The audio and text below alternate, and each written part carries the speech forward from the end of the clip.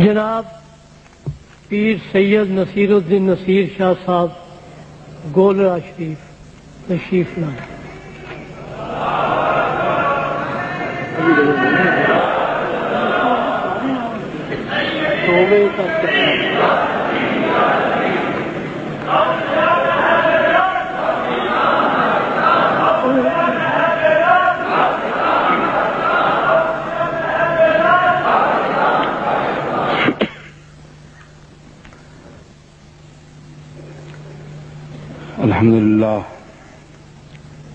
الحمد للہ وکفا وسلام علی عبادہ الذین اصطفیٰ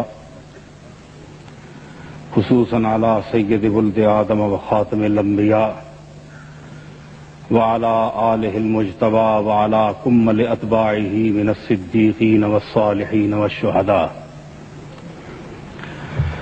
اما بعد فاعوذ باللہ من الشیطان الرجیم بسم اللہ الرحمن الرحیم ان اللہ وملائکتہ یصلون علی النبی یا ایہا الذین آمنوا صلوا علیہ وسلموا تسلیما۔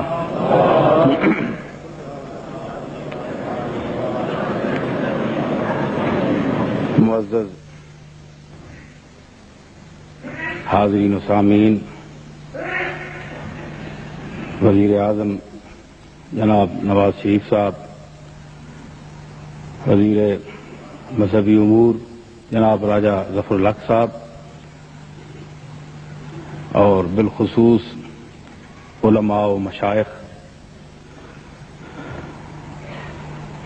یہ امر ہم سب کے لیے باعث مسرت ہے اور باعث فخر ہے کہ ہم نفاذ شریعت کے سلسلے میں یہاں جمع ہیں۔ یہ ہمارا دیرینہ مطالبہ تھا، ہے اور ہونا چاہیے۔ مختصراً چونکہ ہمارا تعلق دیرینہ مسلم لیگ سے رہا، میرے جد امجد حضرت غلام محی الدین صاحب کو قائد اعظم علیہ رحمت نے پاکستان کے سلسلے میں ایک تار بھیجا تھا، وہ میرے پاس محفوظ ہے۔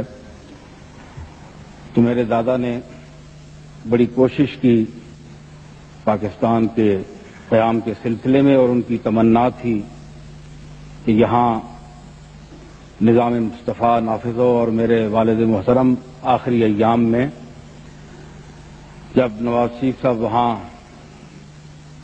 گئے تھے، اور ان کو یاد ہوگا کہ میرے والد نے بالخصوص اور علالت کے دوران اسپتال میں انہوں نے ایک خط ان کو بھیجا تھا۔ تو ہماری حمایت دراصل نظام اسلام کی حمایت ہے، کسی شخص یا کسی شخصیت کی حمایت نہیں ہے۔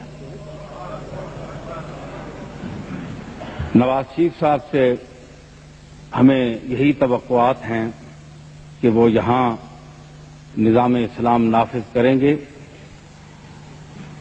اور جو لوگ اس میں حائل ہو رہے ہیں اور وہ کلمہ گو بھی خود کو کہلاتے ہیں اور مدعیان اسلام بھی ہیں، ان کو اپنے اپنے گریبانوں میں جھانک کر دیکھنا چاہیے کہ وہ کس چیز کے نفاذ میں حائل ہو رہے ہیں، اور ان کے اپنے ایمان اور دین کی کیا حیثیت ہے۔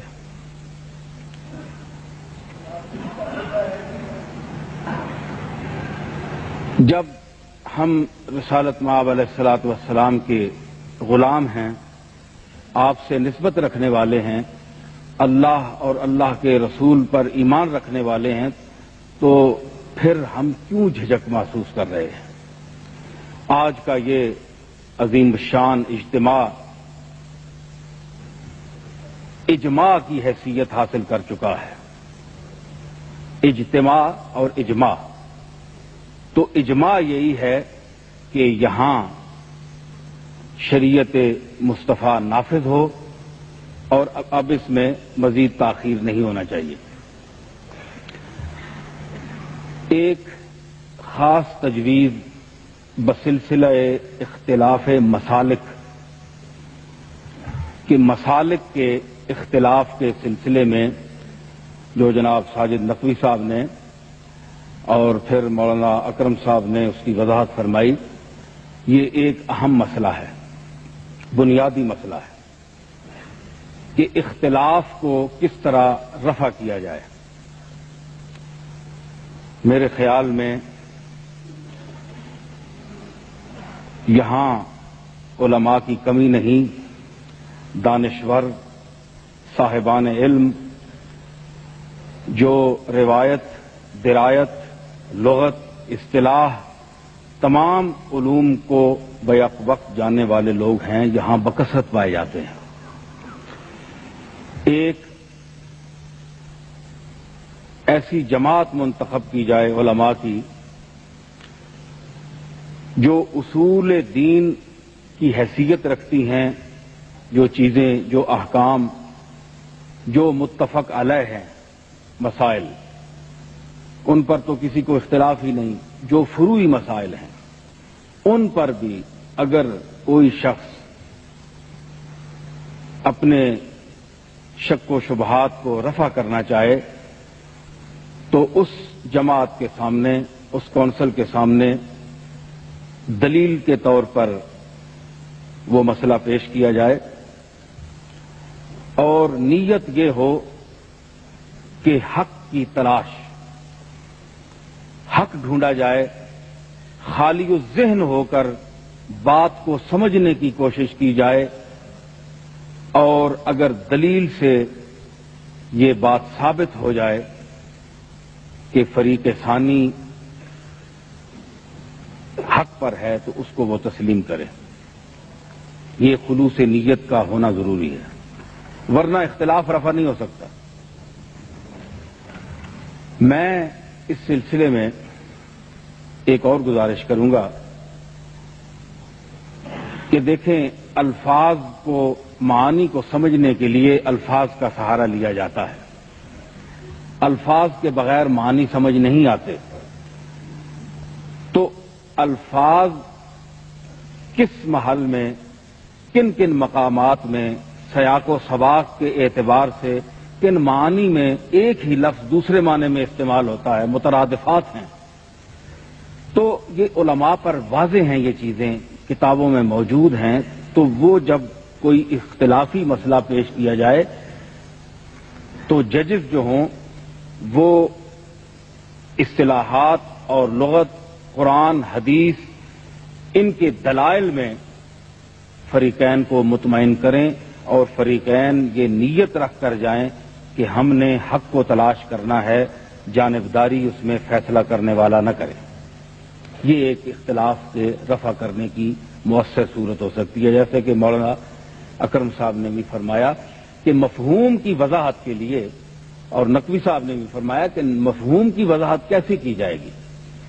ایک ہی لفظ ہے، مثلا دیکھیں کہ ثلاثۃ قروء کا لفظ آتا ہے تو قرء کا معنی دو معنی ہیں، تو وہی قرء کا معنی ہے امام شافعی کے نزدیک اس کا اور معنی ہے اور امام ابو حنیفہ کے نزدیک اس کا اور معنی ہے۔ تو یہ لفظ جو ہیں، لفظوں کو سمجھنا چاہیے، دلائل ہونے چاہیے، اس میں لڑنے جھگڑنے کی کوئی بات نہیں ہے۔ دوسرا اختلاف کا جو بنیادی سبب ہے وہ ہمارے اپنے نظریات ہیں، جس طرح کہ ساجد نقوی صاحب نے بھی اشارہ کیا اس طرف، کہ اس کے متعلق میں اتنی عرض کروں گا کہ ہر مرتبہ از وجود حکم دارد، گر فرق مراتب نکنی زندگی۔ تو کائنات میں اللہ تعالیٰ نے جسے جو مرتبہ عطا کیا ہے اپنے فضل و کرم سے، اس کو تسلیم کرنا اور اس کو ماننا، یہ آپ کا اور ہم سب کا فرض ہے۔ اللہ تعالیٰ نے جو مرتبہ انبیاء علیہ السلام کو عطا فرمایا ہے وہ کسی اور کو عطا نہیں فرمایا۔ جو حضور اس انبیاء میں جو حضور سرور عالم صلی اللہ تعالی علیہ وسلم کو جو مرتبہ عطا کیا گیا ہے وہ اور کسی نبی کو عطا نہیں ہوا. اسی طرح حضور علیہ الصلوۃ والسلام کے اہل بیت کرام، حضور کے اولاد حضرت فاطمہ الزہرا اور آپ کی اولاد ساری، وہ ہمارے لیے باعث عزت و باعث تکریم ہیں، ہم ان کے غلام ہیں. اسی طرح حضور علیہ الصلوۃ والسلام کے تمام صحابہ، ہم ان کے بھی غلام ہیں. یہ جو بنیادی اختلاف کی وجہ ہیں یہ چیزیں ہیں، اس میں اختلاف کوئی نہیں ہے. اور تمام صوفیاء جس مسلک کے بھی ہیں، تمام کامل صوفیاء، جعلی لوگ نہیں، کامل صوفیاء، ان کے ہم متبع ہیں، ان کو ہم ماننے والے ہیں. اس لیے مانتے ہیں وہ مقصود بالذات نہیں ہے، مقصود بالذات صرف اللہ تعالی ہے. اللہ کا عرفان مقصد ہے، جس طرح کہ انبیاء علیہ السلام کی تعلیمات ہیں کہ مقصد صرف اللہ کا عرفان ہے. حضور نے فرمایا کہ ما عرفنا کا حق کا معرفت کا وما عبدنا کا حق کا عبادت. تو اللہ تعالی کا عرفان مقصد تخلیق انسان ہے، وہ انبیاء کے ذریعے سے حاصل ہوا، تو ہمارا مقصد اللہ تعالیٰ کا عرفان ہوا جیسا کہ انبیاء کا. لیکن انبیاء کا احترام اپنی جگہ ہے، وہ مسلم چیز ہے. اسی طرح صحابہ کرام، اہل بیت اعظام اور صوفیاء کرام مقصود بالذات نہیں ہیں، یہ منزل نہیں ہیں، یہ سب نشان منزل ہیں. جو لوگ انہیں منزل سمجھ جاتے ہیں پھر اختلاف شروع ہو جاتا ہے. منزل نہیں ہے، منزل اللہ تعالیٰ کی ذات ہے، اور اس کے بعد جو محترم اور عظیم شخصیت ہے، ذات ہے، وہ حضور علیہ الصلوۃ والسلام کی ذات ہے. تو ہم ان کا احترام ضرور کرتے ہیں، لیکن شریعت کے دائرے میں رہ کر، اس سے زیادہ نہیں، کیونکہ ان کی اپنی تعلیمات بھی یہی ہیں. تو یہ تمام مبادیات ہیں، ایسی چیزیں ہیں جہاں سے اختلافات اٹھتے ہیں. علماء کرام کا کردار ایسا ہونا چاہیے، مشائخ اعظام کا کردار ایسا ہونا چاہیے کہ وہ اختلافات کو ختم کریں. یہ فرقہ وارانہ فسادات اور یہ فرقہ واریت جو ہے، ذہنوں میں الجھاؤ پیدا کرنا، اپنے اپنے مسلک کو لے کر بیٹھ جانا اور کہنا کہ یہی صحیح ہے دوسرا غلط ہے، یہ غلط بات ہے. اس لیے کہ آپ جب دروازہ کھولیں گے اپنے آپ پر حق سننے کا، حق سننے اور تنقید کا، تنقید کے لیے بڑا حوصلہ چاہیے. تنقید کرنا تو بہت آسان ہے، لیکن تنقید سننا بہت مشکل ہے. تو یہ وسعت پیدا کریں علماء بھی، مشائخ بھی. اگر کوئی شخص کسی بڑے سے بڑے آدمی کو بھی روکتا ہے، ٹوکتا ہے، تو وہ دیکھے کہ یہ بات صحیح کر رہا ہے یا نہیں. اگر صحیح کر رہا ہے تو پھر اس کو وہ تسلیم کرے اور سمجھے، اور اگر وہ غلط بات ہے تو دلائل سے رد کرے، اور دلیل بھی مضبوط ہو، قرآن مجید سے ہو، عقلی ہو یا نقلی. جمعہ کی تعطیل کے لیے بھی ہم گزارش کریں گے کہ جمعہ ٹھکانے سے لوگ نہیں پڑھ سکتے، ذہن میں الجھاؤ ہوتا ہے، اطمینان ہو، لوگ نماز پڑھیں. اس لیے کم از کم یہ تعطیل کا ہونا، اس تعطیل کا ہونا ضروری ہے. علاوہ ازیں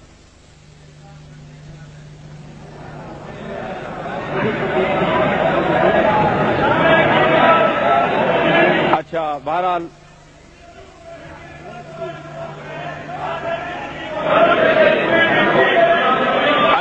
دیکھیں، آپ بات سنیں. چلو بات آرام سے سنیں نا، معقول مجمع ہے، آرام سے حوصلے سے سنیں بات. اچھا، اس کے بعد یہ ہے کہ ٹی وی پر، ٹیلی ویژن پر جو فحاشی ہے، ایسے پروگرام جو شریعت کے خلاف ہیں، اسلامی اقدار کے خلاف ہیں، ان کو بند کرنا چاہیے۔ اور جیسا کہ ہمارے علماء نے پہلے بھی کہا اور مولانا اکرم صاحب نے بڑی اچھی گفتگو کی کہ اس میں وہ مناظر جو مثبت ہیں وہ نہیں دکھائے جاتے، منفی مناظر دکھائے جاتے ہیں۔ تو وہ چیزیں جو دین کی طرف رغبت جن سے پیدا ہو، وہ چیزیں، وہ ڈرامے، وہ باتیں پیش کی جائیں، اور علماء کے مباحث علمی بحثیں ہوں دلائل کی بنا پر، تاکہ لوگوں کے علم میں اضافہ ہو۔ فضول قسم کی ڈرامے، فضول قسم کی باتیں سامنے آتی ہیں۔ اگر علمی باتیں سامنے آئیں، قرآن مجید اور احادیث مبارکہ کے الفاظ اور ان چیزوں پر گفتگو ہو، تو یہ عامت الناس کو فائدہ ہوگا۔ آخر میں جناب وزیر اعظم پاکستان نواز شریف صاحب کو مبارکباد دوں گا کہ انہوں نے اس اقدام سے پوری ملک کو، پوری قوم کو خوش کیا، اور اس قوم اور ملت کی خوشی کے علاوہ اللہ اور رسول کو خوش کیا، کیونکہ اللہ اور رسول کی خوشنودی سب سے مقدم ہے۔ اللہ تعالیٰ ان کو توفیق دے کہ یہ کلی طور پر اسے نافذ کریں، اور جو چیز اس میں، جو عوارض اس میں حائل ہوں، ان کو دور کریں۔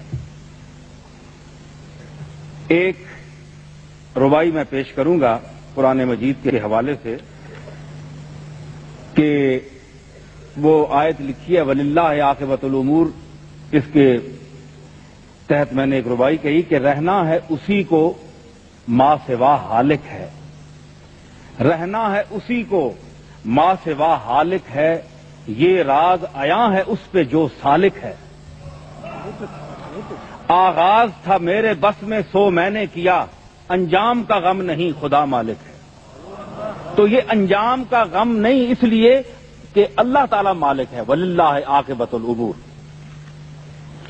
اور نظام مصطفیٰ کے سلسلے میں کہ لا تبدیل لکلمات اللہ، کہ اللہ کے کلمات میں تبدیلی ممکن نہیں، تو جو قوتیں فساد پیدا کرنا چاہتی ہیں اور حائل ہو رہی ہیں، ان کے متعلق عرض کیا میں نے کہ چل جادہ مصطفیٰ پہ گمراہ نہ بن، چل جادہ مصطفیٰ پہ گمراہ نہ بن، محتاج ہے خلقتن شہنشاہ نہ بن۔ چل جادہ مصطفیٰ پہ گمراہ نہ بن، محتاج ہے خلقتن شہنشاہ نہ بن، آئین شریعت میں نہ لا تبدیلی، آئین شریعت میں نہ لا تبدیلی، تو بندہ اللہ بن، اللہ نہ بن، تو اللہ نہ بن، اللہ کا بندہ بن، کیونکہ لا تبدیل لکلمات اللہ، اللہ کے کلام دیکھیں، حدیث میں اختلاف ہو سکتا ہے کہ یہ 36 اقسام میں سے کس درجے کی حدیث ہے، لیکن قرآن مجید کی کسی آیت میں اختلاف نہیں ہو سکتا۔ تو جب اصول آپ کے پاس، ہمارے پاس موجود ہیں، تو ہم اس سے کیوں انحراف کریں؟ دوسری اور اہم بات کہ ذاتی ہے ان العزت للہ جمیعا، کہ ذاتی ہے نصیر صرف رب کی عزت، ذاتی ہے نصیر صرف رب کی عزت، دولت کی نہ خون اور نسب کی عزت، ہو پیر کہ مولوی ہو یا لیڈر ہو پیر کہ مولوی ہو یا لیڈر ہو، وابستہ شریعت سے ہے سب کی عزت،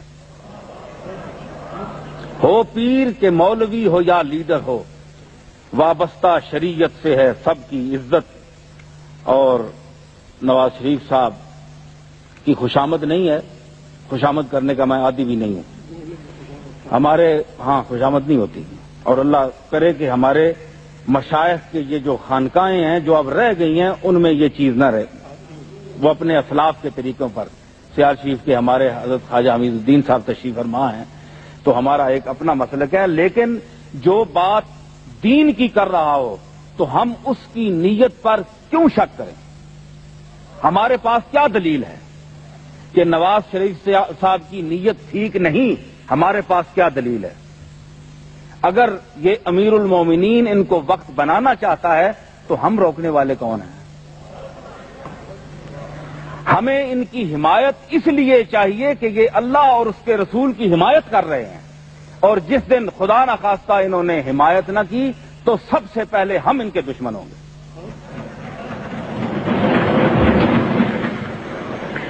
عرض کیا ہے، 2 شعر صرف اور اجازت دوں گا۔